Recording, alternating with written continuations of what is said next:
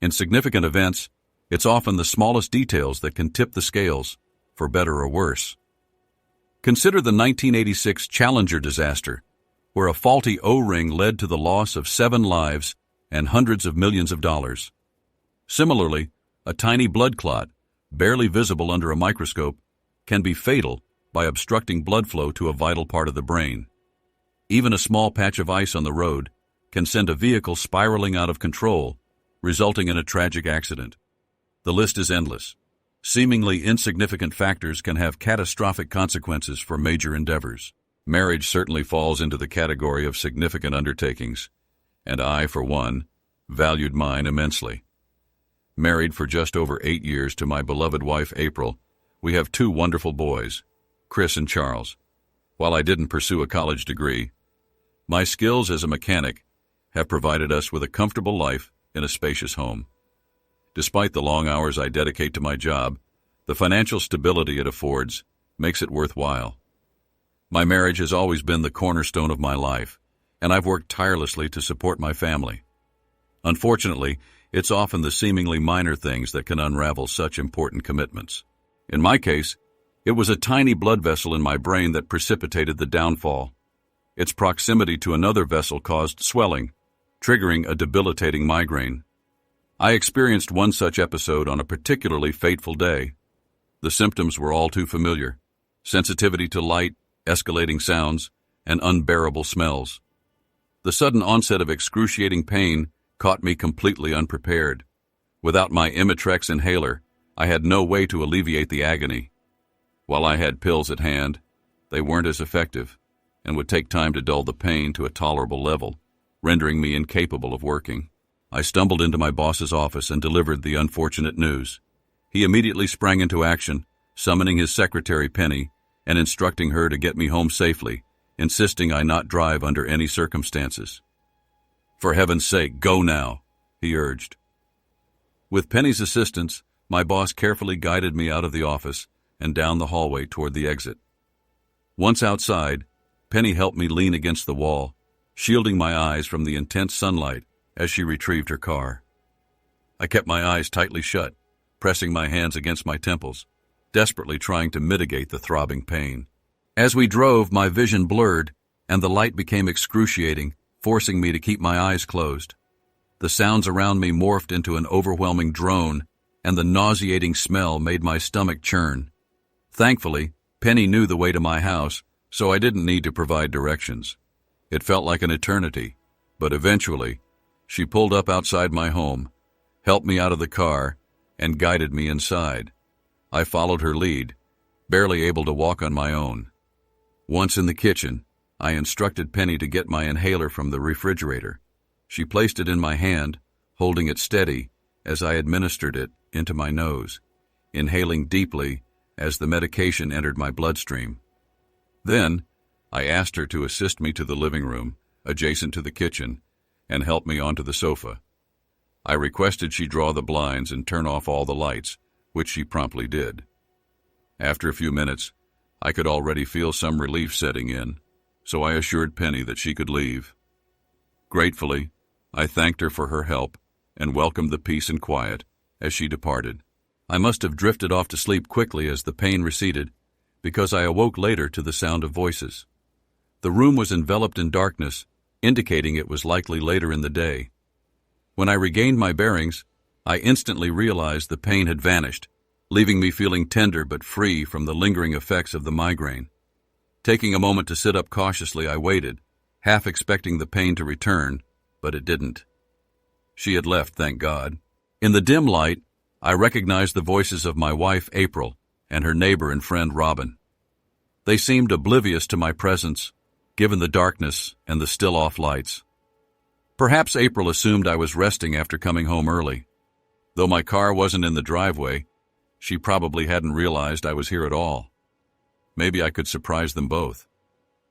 I rose quietly, planning to sneak to the door and then make my presence known. But as I listened to their conversation, "Come on, April. How was it? Was it as good as before? Give me the details, girl." It was amazing. I felt like I was in heaven. Even better than last time, I swear. Almost mind-blowing. The best sex ever. Better than with Chris? Better than your husband? Hell yes. I adore Chris, but he never made me feel like that, never. I would never let him do those things. He'd think I'm a slut. But Carl, he knows, and I like it. Can't wait for next time. Aren't you afraid Chris will find out? Have you considered the consequences? Chris will never know. And even if he did, so what? He's too nice to leave me. He wouldn't risk losing the kids. I'd take them in a heartbeat with a good lawyer. This isn't like you, April. It's worrying. I think you're making a big mistake. I love Chris truly, but I won't give up what I have with Carl. I want both. The passion with Carl and the love with Chris. I need both, and I won't let go. I'd had my fill. Though the migraine had subsided, the ache in my heart was far worse. It gripped me so tightly that my stomach knotted, and each breath felt like a struggle. A ringing filled my ears, and my pulse thundered in my head.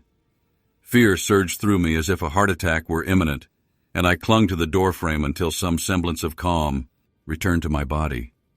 Still, I kept my presence concealed, but with each returning moment of control, fury simmered within me, threatening to boil over. With resolve, I straightened and stepped into the illuminated kitchen, shattering the silence. Robin was the first to notice me, her eyes widening in shock as she fell silent.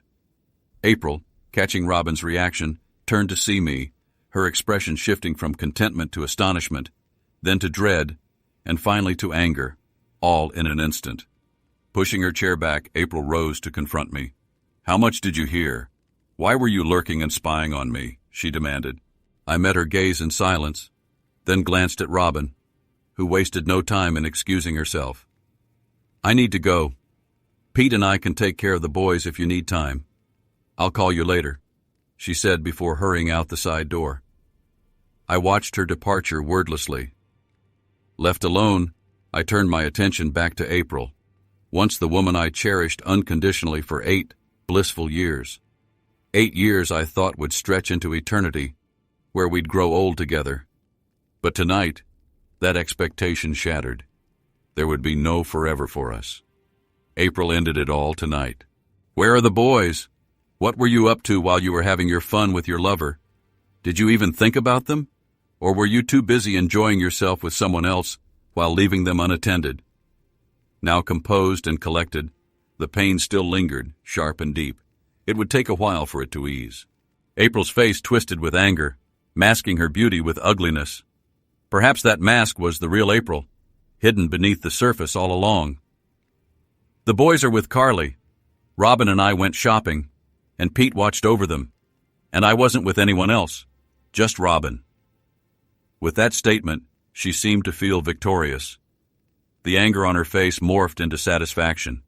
Finally realizing I'd been home, she inquired, "What are you doing here? Where's your car? And why were you sitting in the dark? Were you spying on me, trying to catch me in the act?" "I came home early with a terrible migraine. George asked Penny to drive me home because I couldn't handle the light. I took my Imitrex and fell asleep. I've been here ever since." A queasiness clenched in my stomach, and a strong urge to vomit surged through me. I rose and hurried to the bathroom. Your voice woke me, and what I heard made me sick. "I need the bathroom." With those words, I dashed to the bathroom, attempting to expel the contents of my stomach. It wasn't entirely successful, but my body certainly tried its best. I settled onto the bathroom floor, finding relief as my body gradually relaxed against the cool porcelain. Finally, my stomach calmed, and my breathing steadied. The sweat on my face dried as the nausea faded away. After a few moments, I rose, splashing water on my face and rinsing out my mouth. Once the trembling subsided and I regained some composure, I returned to the kitchen, where April sat gazing out the window. "I'm going to fetch the boys and put them to bed tonight." Brushing past her, I exited, making my way next door to the Andersons. Pete and Robin Anderson were not only our neighbors, but also our closest friends. We had shared countless evenings together, chatting and enjoying drinks. Best friends, I bitterly mused. I wondered what Pete knew. I should have asked. Knocking on their back door, I entered to find Robin seated at the kitchen table, engaged in conversation with her husband. I sensed she had told him. He looked up, pity in his eyes, as I entered, while Robin appeared visibly uneasy. "I've come to get the boys. Are they ready to head home?" I bypassed Pete, heading to the living room where I presumed the boys were with Carly, their teenage daughter. They were huddled over a puzzle, Carly watching over them. As I entered, she greeted me with a smile. "Hey, Mr. Phillips, are you here for them?" Upon my nod, she said, "I'll grab their jackets." I stood there watching them, overwhelmed by a wave of sadness. These scenes, once filled with everyday joy, now bore the mark of infidelity, the innocence of family life shattered by the selfishness of adults, in many cases, irreparably so. This felt like one of those times. "Thanks, Carly. I'll be in the kitchen when they're ready." I returned to the kitchen, where Pete and Robin remained seated. I glanced at Robin, then at Pete. "Did you both know? Were you aware she cheated on me, Pete?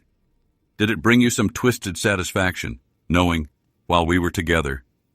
Did it give you some sick thrill?" My anger fueled my words, harsher than necessary, but I needed answers from my dear friends. I should have sensed something. Pete shot a glance at Robin, his anger evident before replying, "I swear, buddy, I had no clue. If I had known, I'd have told you right away. I can't believe my wife knew and kept it from me. It's despicable. You don't deserve this.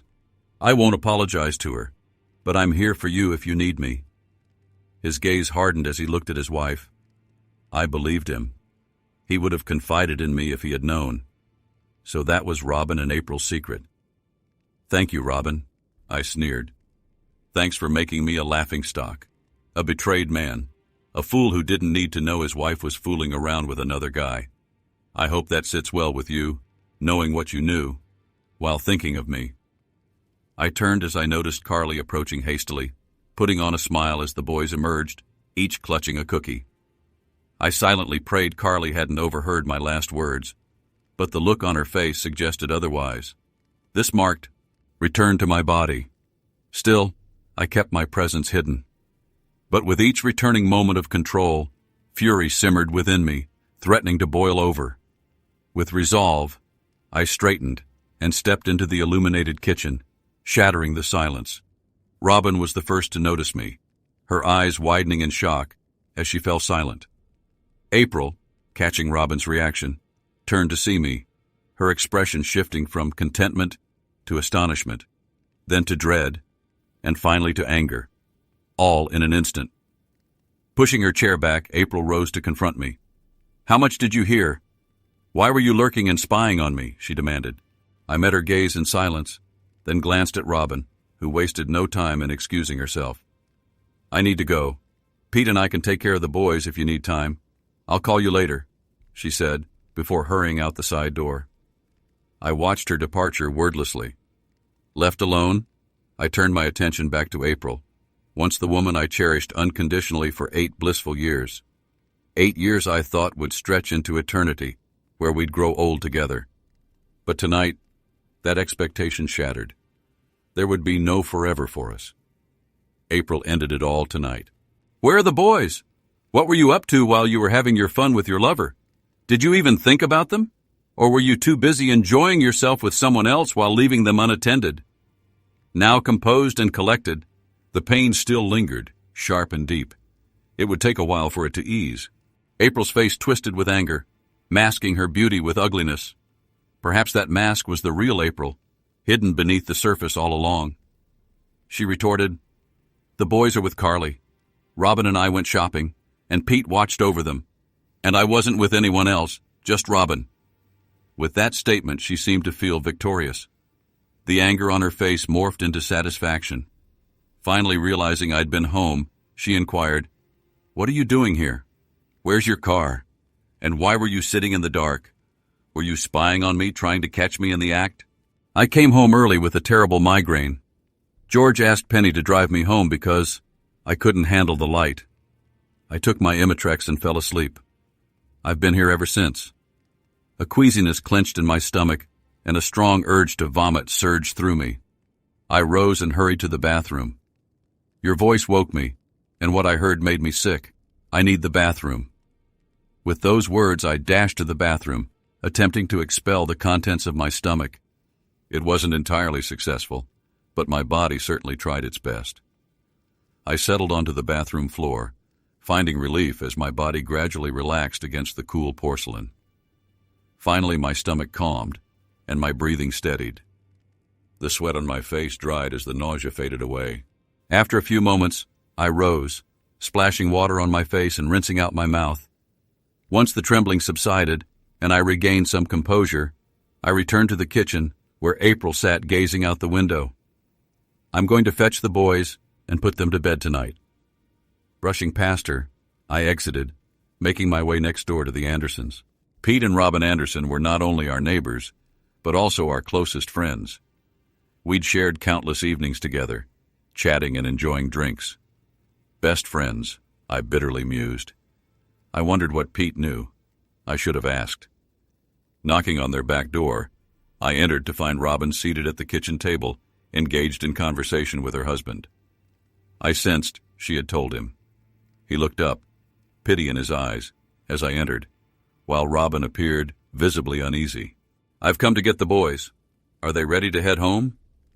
I bypassed Pete, heading to the living room where I presumed the boys were with Carly, their teenage daughter. They were huddled over a puzzle, Carly watching over them.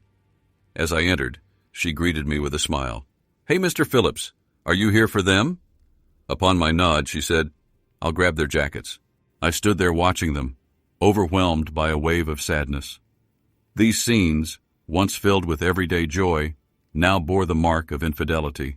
The innocence of family life shattered by the selfishness of adults, in many cases, irreparably so. This felt like one of those times. Thanks, Carly. I'll be in the kitchen when they're ready. I returned to the kitchen where Pete and Robin remained seated. I glanced at Robin, then at Pete. Did you both know? Were you aware she cheated on me, Pete? Did it bring you some twisted satisfaction, knowing, while we were together? Did it give you some sick thrill? My anger fueled my words, harsher than necessary, but I needed answers from my dear friends. I should have sensed something. Pete shot a glance at Robin, his anger evident, before replying, I swear, buddy, I had no clue. If I had known, I'd have told you right away. I can't believe my wife knew and kept it from me. It's despicable. You don't deserve this. I won't apologize to her, but I'm here for you if you need me. His gaze hardened as he looked at his wife. I believed him. He would have confided in me if he'd known. So that was Robin and April's secret. Thank you, Robin, I sneered. Thanks for making me a laughingstock, a betrayed man, a fool who didn't need to know his wife was fooling around with another guy. I hope that sits well with you, knowing what you knew, while thinking of me. I turned as I noticed Carly approaching hastily, putting on a smile as the boys emerged, each clutching a cookie. I silently prayed Carly hadn't overheard my last words, but the look on her face suggested otherwise. This marked the last time Robin would spend with my boys. That much I vowed. I didn't know how, but I'd figure it out. We came in through the back door, and the boys dashed upstairs to change for dinner. I crossed the empty kitchen into the dimly lit living room where April sat, keeping the room shadowed, much like the secrets she harbored. Turning on a nearby lamp and drawing back the curtains, I illuminated the space, revealing shadows that hinted at the concealed truths my once loving wife held. April looked dreadful. Tear-streaked eyes, pale complexion, slouched shoulders. All the defiance had melted away, leaving behind the fearful woman I anticipated. Yet, it felt too late for such a transformation. Instead of offering solace, her newfound vulnerability disgusted me. Was she truly remorseful now, or simply scared? I couldn't believe such a drastic change in mere minutes. No, this was the opening salvo in our power struggle, a deceitful wife concealing her infidelity. Her face betrayed not regret, but deception and guilt. I confronted her, demanding, "Who is he? What does he offer that I don't?" She remained silent until I was certain she wouldn't respond. As I turned to leave, she finally spoke. His identity doesn't matter. It's not about you, Chris. I'm deeply sorry you found out like this. I never intended to hurt you. I never wanted you to discover this. I'm truly sorry you heard my conversation with Robin. Please, you must understand. It's funny. No apologies for the act, no remorse for its occurrence, just regret for being caught, and me learning the truth. I shook my head, sinking into the plush armchair she'd gifted me on our 5th anniversary. I once cherished it, but now it was just furniture.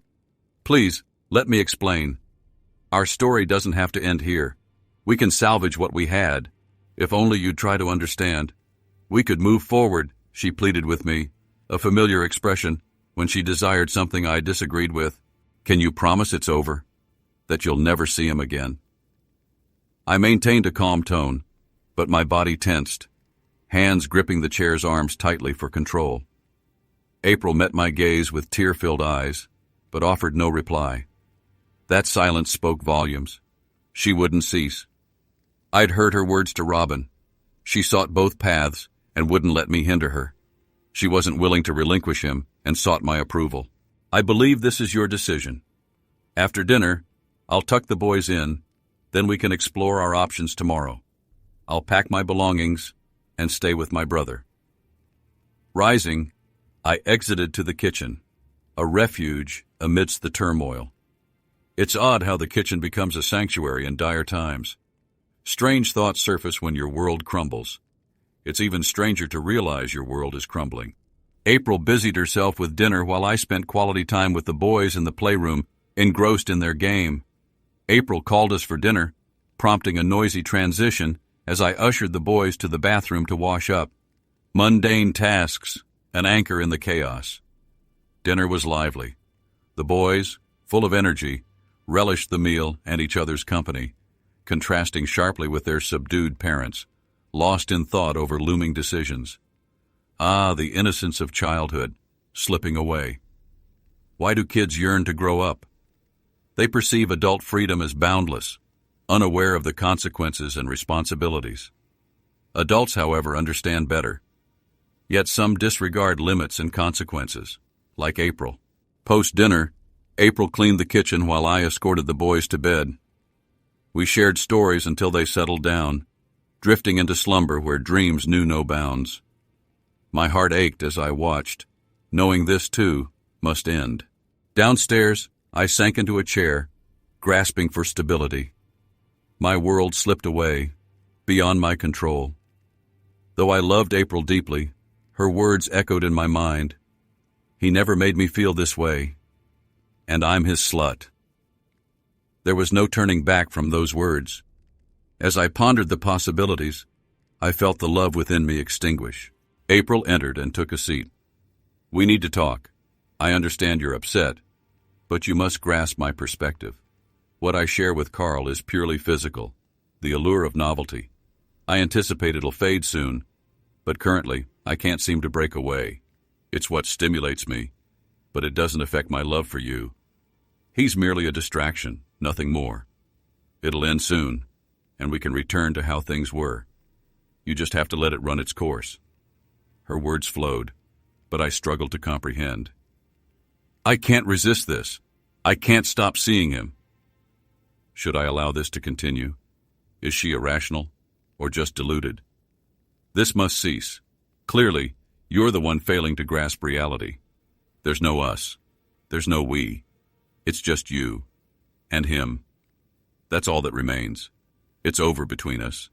Finished. Done. This isn't up for negotiation, and I won't budge. You need to understand this.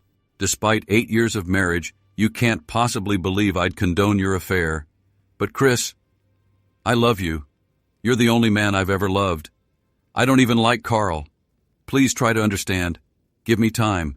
Please, baby. For the sake of our marriage and family, give me time. Take all the time you need.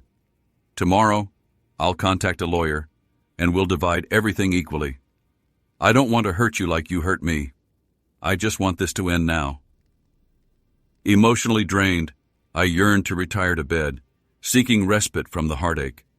My headache had subsided, but the anguish remained. Yet I wasn't prepared for her next words. "Then damn you! No divorce. I'll fight you every step of the way and take everything you have. I'll ensure you don't get custody of the boys, and I'll restrict your visitation rights in every way possible. If you don't comply, you'll lose everything. And I'll still have Carl. You can't stop me. Remember that." I absorbed her threat. Then it struck me. This marriage had been over long ago. The level of anger and disrespect wasn't abrupt. It was calculated and deliberate. She never fretted over hurting me.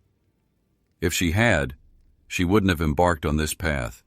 She would have terminated it beforehand. Instead, she anticipated my discovery. Rather than ending her affair, she opted to inflict maximum pain upon me. Love had no place here, only greed and the urge to degrade me. As my anger simmered, I saw her face register that she'd gone too far. Her expression, warped by her venomous words, shifted from contentment to fear. My words followed. "I have one thing to say, April. When you corner a rat, it fights back. It'll fight to the bitter end. If you deny it any chance of escape, you should have known that before pushing me, but now you've done it, and you'll pay the price. Please, Chris, I don't want this, but I'm left with no choice. I love you and will do anything to keep you from leaving. If you don't understand and accept this, I'll fight you. You'll have no option but to stay with me. I know you. You love me, and the boys too much to leave. I know you, Chris. You'll stay. Goodbye, April. Let the boys know I'll see them when I can. I'll gather some belongings and leave. I'll retrieve the rest later, when we can arrange a time." Upstairs, I hastily packed a bag for a day or so, just essentials from the bathroom, a few changes of clothes. Not much. After 8 years of marriage, all that remained were bitter memories. But I had 2 wonderful sons, and that was my focus now. Descending, I found April seated by the kitchen door. Evidently, she was prepared to try again. "Chris, please reconsider. I'm begging you. There's no need. Promise me you'll end things with him. You'll never see him again. Just say it, and maybe there's hope." "I can't. I just can't. Please." I pushed past her, fighting the urge to strike her with all my might. But I knew controlling the anger inside wouldn't be easy, so I restrained myself. "I'll visit in the evenings after work, so the boys won't notice anything right away." I swung open the door and stepped outside. It slammed shut behind me. As I tossed my bag into the back seat and climbed into my truck, backing out of the garage, I dialed Clyde, my brother, on my cell phone. He lived about 10 miles away. Ever since his wife left with her boyfriend 2 years ago, he'd been living alone, clueless about her whereabouts and indifferent to her absence. Despite not divorcing, Clyde refused to let it hold him back. He'd become quite the drinker, often indulging with his buddies almost every night. We discussed it, but Clyde never changed his ways. He rarely got drunk, though. He was just usually high. Perhaps he was trying to bury memories. That was my take, at least. He listened as I explained and instructed me to head over. He'd be home later. So I drove to his place, retrieved the spare key from under the flower pot on the porch, and let myself in. Everything was immaculate, as always. Clyde was far from messy. He was compulsively tidy, always had been. It offered a sense of solace to see that, despite my life crumbling, his remained unchanged. I grabbed a few beers from the fridge and settled in, just as he'd advised. By the time he returned, I was pleasantly intoxicated. I fetched another beer from the store and continued drinking. When Clyde arrived, I simply informed him of the fight with April, and he joined in, drinking the remainder of his beer to keep me in check. He assured me of his support, emphasizing our bond as brothers. The next morning, I awoke with a punishing hangover and a pounding headache. My excessive drinking was solely my doing. Despite having reasons, it was no excuse. I stumbled into the shower, letting the cold water wash away the remnants of the intoxicants in my system. Staying drunk serves no purpose. I searched for Clyde and found a note indicating he was at work and would report me in, which wasn't unexpected, since we both had Saturday shifts. Clyde and I were employed by a company renting heavy construction equipment to major contractors statewide. Our reputation as top-notch mechanics drew customers from far and wide. Our task was to keep the machinery operational, no matter the challenges. The job demanded long hours, but provided the income necessary to support my family, a responsibility I couldn't shirk. I understood the importance of continuing to earn the money that supported April's pride and joy, the spacious house. I viewed it as a haven for our family, a source of pride in providing for them. However, April seemed to perceive it differently. To her, it was a safety net, leverage for potential divorce proceedings. She coveted the house and my earnings, not for our family's security, but to fund indulgences for her lover. Lavish clothing, trips to Victoria's Secret, lingerie purchases. I turned up the faucet to drown out these unsettling thoughts. Even though I was running late, I needed to escape, to work where I could focus, strategize, and make decisions, tasks I couldn't manage in my current state. April had clearly plotted this in advance, anticipating my shock upon discovering her betrayal and knowing I wouldn't think clearly. She had manipulated the situation to portray me as the villain for disapproving of her affair, stacking the deck in her favor. I dressed and fetched a box of large trash bags, anticipating April's departure with the boys to her mother's house. Inside, I emptied my closet and drawers into the bags, gathering essential items from the bathroom into a smaller bag. Laden with bags, I loaded them into my truck's back seat and returned inside. I wouldn't leave just yet. I intended to return after work to spend time with the children. I had much to ponder and decide. One thing was certain. My marriage was over, and April would never again be my wife, lover, or confidant. She belonged to someone else now. As I pondered, tears welled up uncontrollably, and I sank to the floor of what once was our bedroom, succumbing to grief. Loss weighs heavily, especially in the workplace. I threw myself into my duties, toiling relentlessly, even through lunch breaks, eager to drown out thoughts of home, wife, and children. Amidst the challenges of fuel injectors, timing chains, and fuel pumps, I tackled the toughest tasks without complaint, consumed by a fervor to bury myself in work. 10 hours later, Clyde interrupted, urging me to take a break. "Dude, ease up. You're making the rest of us look like slackers," he remarked, watching me with a mixture of surprise and concern. "Sorry, little brother. Just trying to lose myself in it all. Just trying to forget." My bad. I must have seemed on the verge of tears as Clyde guided me off the shop floor and into the break area. Clyde and I had been inseparable since our parents' tragic accident a decade ago. He'd been my best man at the wedding, and, 8 years ago, he became godfather to my boys, Chris Jr. and Charlie. Seated at the table, I stared blankly as Clyde poured us each a cup of hot coffee, devoid of flavor, but comforting in its warmth. "All right, spill it. Lay it all out. No holding back," Clyde encouraged, prompting me to recount the ordeal in detail. For the next 10 minutes, I poured out to Clyde every ounce of shame, humiliation, and contempt April had heaped upon me. I divulged her menacing threats, her calculated attempts to undermine any retaliation on my part while safeguarding her affair. I recounted the disdain on her face as she boasted to Robin about her tryst and the cold determination in her threats to strip me of everything. She made it abundantly clear that her lover's gratification was paramount, unwilling to relinquish him for anything. Clyde was taken aback. He had always regarded April highly, seeing her as a virtuous woman and dedicated mother. His brother had never hinted at any marital issues, leading Clyde to believe their union was solid. Now, faced with the reality of Chris's pain and anguish, it pained Clyde just to witness it. Chris was a pillar of strength, a devoted father, a reliable provider, and a trusted confidant for the guys in the garage, always there when needed. Over the years, he'd gone above and beyond to help others. Yet, Clyde's shock turned to anger. How could April do this to Chris? What was wrong with her? His indignation swelled as he observed his brother and closest friend shattered and defeated. "Chris, listen to me. You can't just accept this. We have to take action. Let me and the guys lend a hand. This is unbearable," Clyde implored, concern etched on his rugged features. It was genuine care for his brother, palpable in the air. Chris met his gaze with a despondent expression.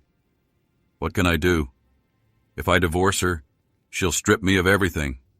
Child support, alimony, the house, the car. You know I'd never injure the kids. She's using them as pawns against me. And now that idiot she's fooling around with will replace their father. He's an idiot who thinks it's okay to bed another man's wife. I'm powerless. Clyde shook his head vehemently. To hell with both of them. I used to love April like a sister, but she's made her bed, and now she'll have to lie in it. We need to go after both of them. First step, figure out who he is. That's the easy part. Let me make a couple of calls, then we'll discuss, Clyde declared. I simply shrugged. All right, but I'm not sure what you expect me to do. She doesn't share anything about him with me. Doesn't matter. We'll track him down and expose him like we would anyone else. And you realize you can't take April back, right? What she did makes reconciliation impossible. If you condone her actions, she'll never respect you again. No way, man. She's someone else's plaything now. His words caught me off guard momentarily. But then a faint smile crept onto my face. You're right. She's not my beloved wife anymore. Last night taught me how swiftly love can morph into hatred. And my animosity toward her today eclipses any love I ever had for her. Last night she stole that from me and turned it against herself. I made that clear to her. We continued chatting a bit more, then wrapped up work without any extra hours. We headed to a nearby bar with no intention of getting drunk. This was business. Plans needed to be made. Clyde made a few more calls, and we sat down to strategize. I was touched by the unwavering support from my friends. They didn't pry, just wanted to know how they could assist. Together, we devised a feasible plan. At 7 o'clock that evening, I pulled into my driveway and entered the house. It struck me as funny. This was no longer my home. It was just a place to stay. Shedding my jacket in the kitchen, I made my way to the living room. There, April sat in her chair, watching Chris and Charlie, our 5-year-old twins, engrossed in a video game. I stood there, capturing the scene in my mind forever. April met my gaze as I glanced at her, her faint smile now revealing its true contempt for me and our facade of family unity. It was all a charade, orchestrated by her deception. Now I saw and understood. I returned her gaze with a look devoid of any smile. When I turned away, she averted her eyes, heading to the kitchen. I peered into the fridge, pulling out what appeared to be leftover fried chicken and mashed potatoes, reheating them in the microwave.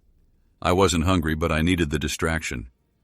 I had intended to speak with the boys before their bedtime, but Clyde advised against it, urging me to postpone the conversation for now. But when I did address them, it would mark the first move in the battle initiated by April. I might have lost, undoubtedly, but I would fight to the end. Seated with my plate, I began to eat slowly, the food offering little satisfaction, but necessary for sustenance. About halfway through, April joined me at the table, sitting across from me. I glanced at her briefly before returning my focus to my meal, chewing deliberately. There were no words exchanged. I had nothing to say to her at the moment. Are you feeling more composed after last night? Can we engage in a civilized conversation now? Her words caught me off guard. Civilized adults? How about a cheating woman and her betrayed husband? That's more realistic. Opting for silence instead, I withheld my response. Are you going to ignore me now? Acting childish and silent? I had higher expectations of you, Chris. We need to consider the children now. You must remember your role as their father in this household. Am I truly their father now? It makes me wonder. Maybe I should confirm with some tests. Let's keep this civil without anger. Just a simple statement. April's expression darkened with fury, poised to retort, when I calmly interjected, "Watch your tone, April. The children might overhear. If you start shouting, remember them, the ones you accused me of neglecting last night when I got upset. Well, now it's your turn to remember. Reflect on what you've done to their world. Not only did you indulge in an affair, you shattered our entire family. Think carefully, April." April paused, lowering her voice to a hiss. You didn't seem to consider my words last night. I expected you to move past this and return to normal. Nothing will change at home. I still love you, and you are my husband. That hasn't changed. Neither you nor the children will lose anything familiar. I keep my affairs discreet, conducting my business when they're at school and you're at work. You have nothing to lose, as I'm always here for you. I remained silent, continuing to eat methodically. I maintained a stoic expression, devoid of reaction. My eyes betrayed nothing as I looked at her. Despite the absence of a verbal response, my eyes conveyed everything. Slowly, April began to grasp the gravity of the situation. For the first time, a hint of fear flickered through her.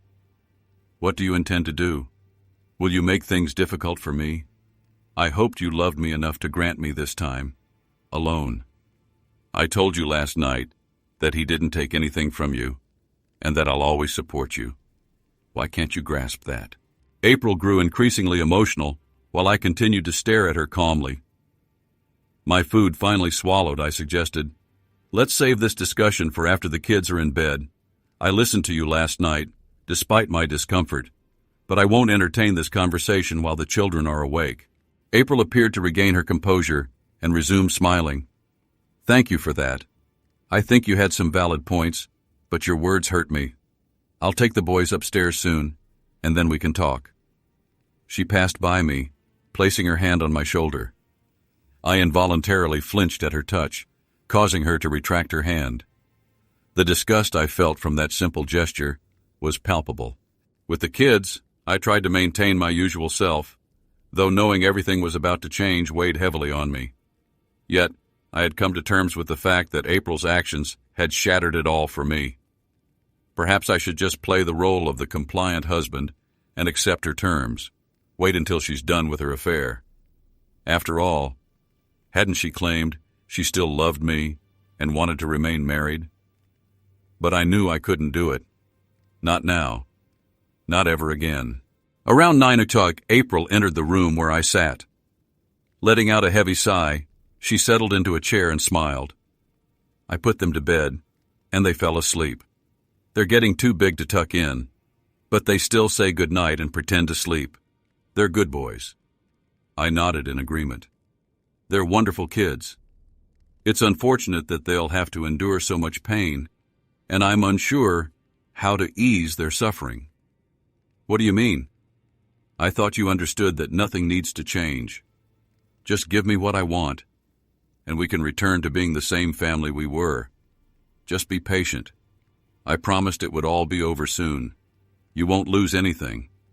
I love you deeply and want to remain your wife. It's just something I have to do. That's all. I gazed at the woman who had been my wife for the past 8 years.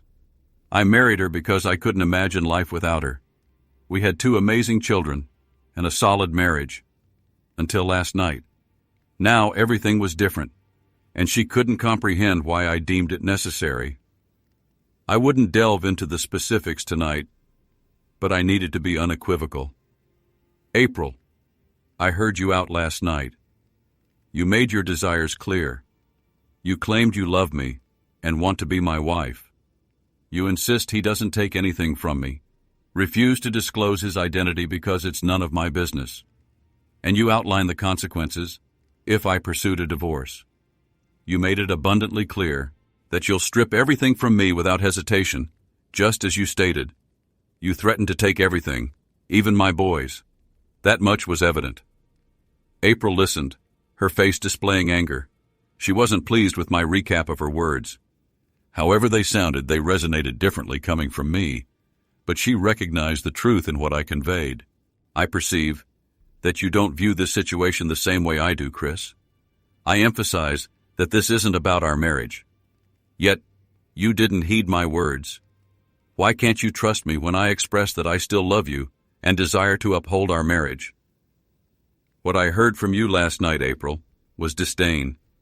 Disdain toward me and our marriage. When I expressed frustration, you retaliated with premeditated threats that you had carefully considered before addressing me. Disdain for me, for all my efforts on our behalf. over the years. You belittle me, degrade me, threaten me, and accuse me of misunderstanding. You were fully aware that I would react just as I did. Why did you presume to have already determined what to do with me? Why did you believe you had all the answers ready? Now I was starting to feel angered. Up until now, I had remained composed and in control, but that composure was gradually slipping away. April's enraged expression infuriated me. I came to one conclusion that you seemed to overlook last night, April. When you threatened and backed me into a corner, thinking I couldn't find a way out. I mentioned it then, and I'll reiterate it now. Even a rat will fight a cat when cornered and with nothing left to lose. With these words, I stood up and walked away. As I approached the kitchen door, where April sat, I paused. I'm going to stay elsewhere for the night, temporarily. I'll return after work so the kids won't notice anything right away. Why are you planning to stay somewhere else? Why not stay here? We can't resolve this problem if you leave, Chris. Please don't. I love you and don't want to lose you. I don't know what I'll do if you leave me. Please, Chris, let's attempt to address this. There must be a way to reconcile. I'm sorry, April. The only certainty I have now is that I no longer love you. Your infidelity last night extinguished all my love for you. That's the only thing I know for sure. I'm unsure of what I'll do next, but I'm certain there's no turning back now. Chris, what about your vows? To love and cherish me. Have you forgotten them? I also recall your vows to me. You pledged on our wedding day to forsake all others, yet you didn't. You promised to love only me, but you shared what we had with another man. I cared for you, loved you, upheld our marital vows, and gave you everything I had. It wasn't sufficient. You bestowed what was mine upon someone else.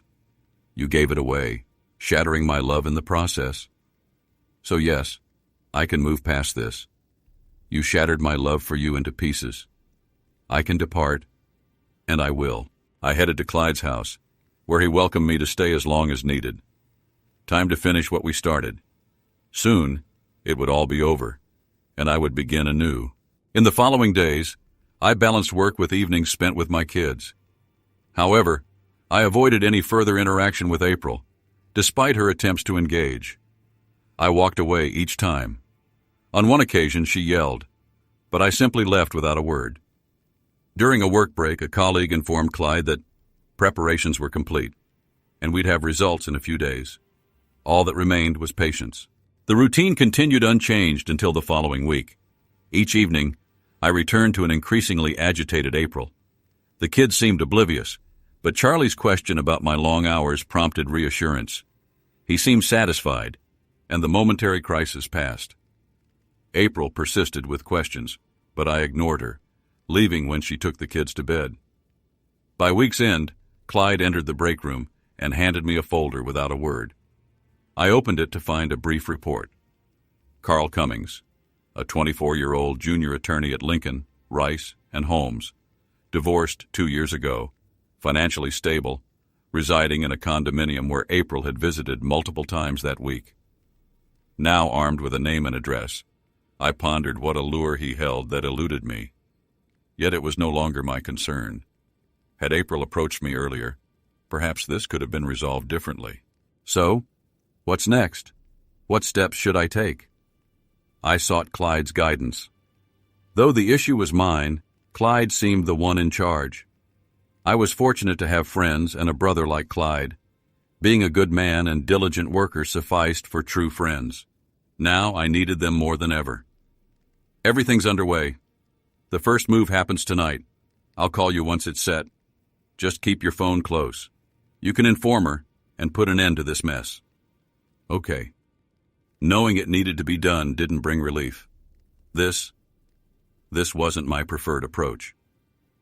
However, April and her lover left me no choice, and I fought back the only way I could. I wasn't a lawyer or a wealthy strategist. I was a mechanic, a hard-working individual who took pride in providing for his family through honest labor. I loved April deeply, but my efforts weren't enough for her. Fine. My plan aligned with my world, and she'd soon realize it. Returning home, I joined my family for dinner as usual. April engaged with the kids, and I participated in conversations and activities, concealing my nervousness. After dinner, I spent quality time with the kids, playing video games and assisting with homework, playing the role of the typical husband and father. April, finishing the dishes, observed the scene, seeming more at ease, perhaps thinking everything would soon return to normal. As I played video games with my boys, Carl Cummings left his office, headed to his car parked across town. He reflected on the intense encounter with April at his place 2 days earlier. She was eager for him, agreeing, for the first time, to have sex. When he asked why, after their rendezvous, she revealed her husband had discovered their affair. Shocked, Carl was reassured by her not to worry. It struck him as odd that her husband's knowledge seemed to heighten her adventurousness. Despite this, it was the best sex he'd had, so he brushed it off. Walking past an alley toward his car, he suddenly stumbled, feeling a pull. As he struggled to maintain his balance and avoid falling, someone seized his arms and pulled him down the alley, toward the courtyard. Pinned against the building's wall by 2 imposing figures, one on each side, he strained to discern their faces beneath their black ski masks. Despite their intimidating size, fear began to creep over him. With little cash and no flashy accessories, he wondered what they wanted. A third masked man, wearing gloves, stepped forward and lifted Carl's face with a firm grip under his chin. In a coarse voice, he inquired, "You familiar with a woman named April Phillips, idiot?" The mention of her name sent a shiver down Carl's spine. Oh no. So that's what this is about. Her darn husband. She never mentioned he was involved. "No, I don't know anyone by that name," he stammered, shaking, yet determined to deny everything. The hefty man landed a blow to his ribs, causing excruciating pain and stealing his breath. Dizzy, he saw stars swirling before him. The intense agony gripped him, instilling deep fear. "I'll ask again. You familiar with a woman named April Phillips, idiot?"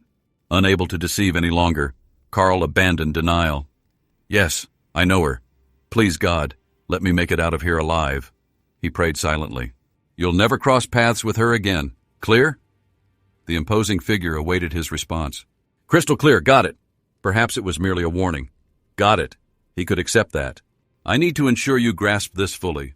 My pals and I aren't convinced someone like you, messing with other men's wives, is all that bright.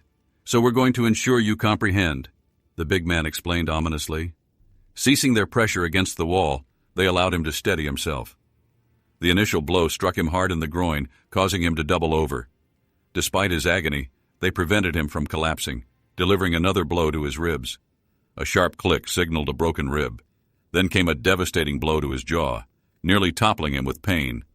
Subsequent strikes hit him in the groin until, mercifully, he blacked out. They likely continued their assault until they were satisfied. Gradually brought back to consciousness, they drilled a few words into him, repeatedly. His memory faded until he awoke in Memorial Hospital's emergency room. While his injuries weren't life-threatening, he was admitted to the general care unit, heavily medicated and in intense pain. Grateful for his survival, he whispered a prayer.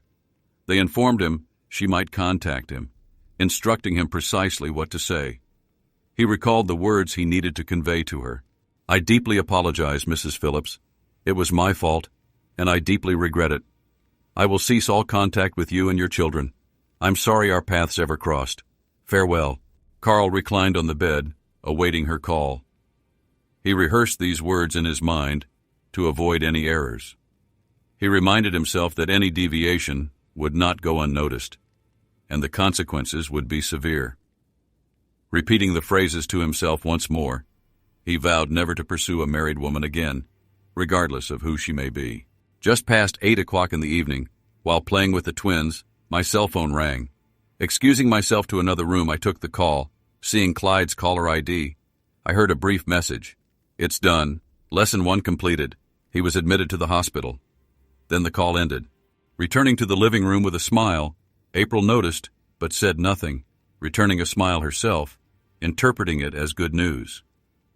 Later, April took the children upstairs, casting a questioning glance at me. Assuring her I'd be there when she returned, she smiled broadly and went about putting the children to bed. Settling into the living room, I waited in anticipation, The moment of reckoning had arrived. As April returned with a coffee pot and cups, she suggested we talk further, noting my apparent resignation. She expressed relief, professing her love and fear of losing me over such trivial matters in comparison to our relationship's depth. I observed her as she spoke, her beauty still captivating me.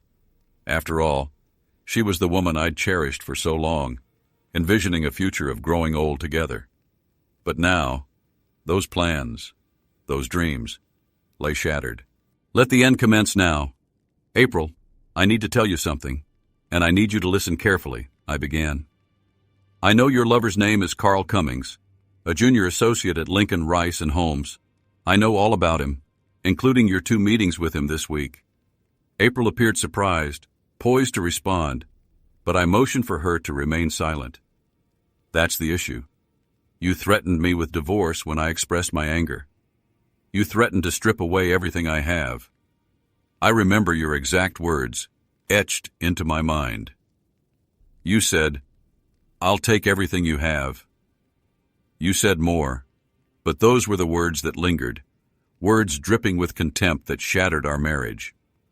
Those were the words that pushed me into a corner where I felt I had no choice but to watch you engage in intimacy with another man. I told you the following night that cornered rats fight back. Now, I could see the initial flickers of fear and discomfort on her face. She wasn't certain what lay ahead, but she was savvy enough to realize it wouldn't be to her liking. Her shoulders tensed, and she instinctively withdrew her head in defense. I know you told Robin that I never made you feel the way you felt with him, that you were his strumpet, I continued. I don't regret that this will end in a manner unfavorable to you. However, Mr. Cummings has been explicitly informed that his involvement with you is over. He'll never see you again or engage in any further intimacy with you. Never. He was also cautioned against any contact with my sons, to which he agreed. Watching her face register shock and disbelief, I proceeded. I'll initiate divorce proceedings citing infidelity, with no spousal support for you. Child support will be provided for my sons, ensuring they lack nothing, as long as you fulfill your duties. I'll ensure you have the means, but you'll need to work for your own desires. I'll handle the paperwork, and you'll be served. April rose, anger evident on her face. You're delusional if you think I'll agree to this. And I'll take everything you have, just as I promised, she retorted, still defiant despite her fear. She intended to bluff until the very end, as she had strategized. Why don't you call your Mr. Cummings right now? Let's see his response. Oh, wait. I believe you might need to dial the hospital. That call I received earlier informed me he's in the emergency room at Memorial. I presume the news has reached you by now. Use my phone. I already have his number. April gazed at me in shock. What have you done? What happened to Carl? Oh my God, Chris, what did you do? Why, April? Are you seriously asking me? I've been here at home with you all evening, and I was at work earlier, so I couldn't have done anything to anyone. Why do you think I did something? Why would I even think to injure your lover?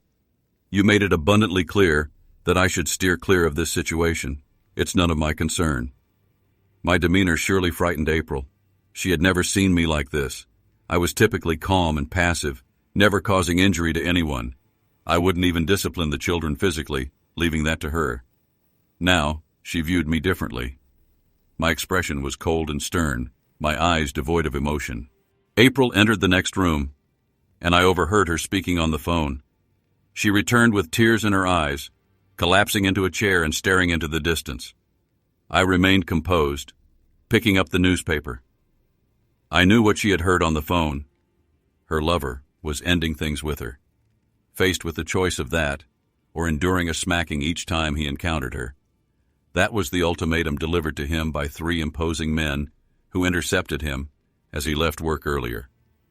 They made it clear why they targeted him and what repercussions awaited if he dared to see or speak to April again.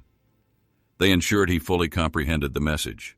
April dried her tears, took a deep breath, and addressed me. Well, it seems you've gotten your way. Carl informed me he never wants to see me again. He mentioned that all my belongings will be returned to me, and he has no desire to communicate with me. In that case, you have nothing to fret over. I have legal representation, so they will handle everything swiftly, I responded, setting the newspaper aside and rising to depart. I'll speak with the boys this weekend and explain why we're divorcing. Perhaps they're mature enough to grasp the situation. If not, they'll eventually understand as they grow older. As I made my exit, I glanced back to see April sobbing. If I recall your words correctly, April, you once claimed this affair would be short-lived, and we could return to normal. I chuckled bitterly. You're still young and attractive, April. Maybe you'll find someone willing to indulge your fantasies, someone open to an unconventional marriage, allowing you to pursue multiple partners. That wasn't me, but that's just my perspective. Best of luck. Children may not comprehend this, but adults must face the consequences of their actions, and those consequences can be devastating. The following weekend, I sat down with Chris Jr. and Charlie. Explaining divorce to 5-year-olds is challenging, but I did my best. I told them Mommy and Daddy wouldn't be living together anymore, but that both of us loved them very much. They were confused, of course, asking questions I struggled to answer. The hardest part was reassuring them it wasn't their fault. Kids tend to blame themselves for adult problems, and I desperately wanted to shield them from that burden. The divorce proceedings were messy, as expected. April, true to her word, fought me tooth and nail. She demanded the house, alimony, and full custody. My lawyer, recommended by Clyde's colleagues, was a shark. He presented evidence of April's infidelity, her initial threats, and her blatant disregard for the well-being of our children during her affair. He painted a compelling picture of a manipulative and selfish woman, more interested in her own desires than her family. In the end, the judge awarded me primary custody, with April receiving visitation rights. The house was sold, and the proceeds were divided. I received a larger share, acknowledging my sole financial contribution throughout our marriage. Alimony was denied. Moving out of our family home was bittersweet. It was filled with memories, both good and bad, but I knew it was for the best. I found a smaller house closer to my work and enrolled the boys in a new school. It was a fresh start for all of us. The boys adapted surprisingly well. They missed their mother, but they thrived in their new environment. Life wasn't easy as a single father, but I managed. Clyde was a constant presence, helping with childcare and offering emotional support. My colleagues at the garage also rallied around me, offering practical assistance and a listening ear. I learned to cook, braid hair, and navigate the world of PTA meetings. It was a steep learning curve, but I wouldn't trade it for anything. Years later, I ran into Robin at the grocery store. She apologized for not telling me about April's affair. I accepted her apology, but the friendship was never the same. Some wounds, it seems, are too deep to heal. As for April, I heard she eventually remarried. I never saw Carl Cummings again. I hope he learned his lesson. My sons grew into fine young men. They knew the truth about their parents' divorce, but they never held it against either of us. They understood that sometimes even the strongest commitments can be broken by the smallest of things. And they learned, as I did, that even in the face of devastation, it's possible to pick up the pieces and start anew. The scars remain, a reminder of the past, but they also serve as a testament to our resilience. Life goes on, even when it feels like it can't. And sometimes, the greatest strength comes from acknowledging our vulnerabilities and embracing the unexpected turns life throws our way.